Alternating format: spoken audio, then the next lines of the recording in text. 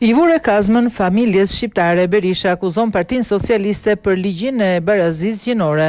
Askush tjetër veç Zotit s'më vendos censur.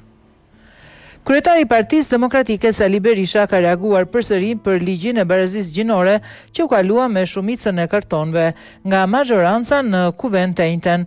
Ai e cilëson përmbysje të kushtetutës dhe vendosje të kazmës ndaj familjes shqiptare, duke u referuar edhe fjalimit që mbajti nga foltorja e Kuvendit, lideri i Selis Blu nënvizoi se askush nuk i vendos dot atij censur për të folur dhe denoncuar këtë ligj që cënon vlerat e familjes shqiptare përveç Zotit. Askush tjetër përveç Zotit që sheh gjithësinë nuk mund të më vendos censur o të mjerë. Aq më pak partia e krimit, e cila sot doli kundër familjes shqiptare dhe vlerave të saj.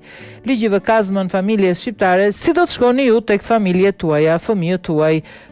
Ju po përmbysni kushtetutën, shkruan Berisha në postimin e tij në rrjetin social Facebook që e shoqëron edhe me një video. Më herët ai kishte postuar po të njëjtën temë, ku theksonte se ky ligj nuk synon barazinë gjinore, por i jep fund asaj. Ligji propozuar nga narkoqeveria për barazinë gjinore në thelb synon përmbysjen e familjes dhe vlerave të saj, përmbysjen e librave të shenjtë dhe moralit që ato përcjellin, si dhe mohon të drejtën prindërore për edukimin e fëmijës dhe vendos censurën. Në të vërtetë ky ligj nuk forcon barazinë gjinore, ai jep fund asaj, shkruan Berisha.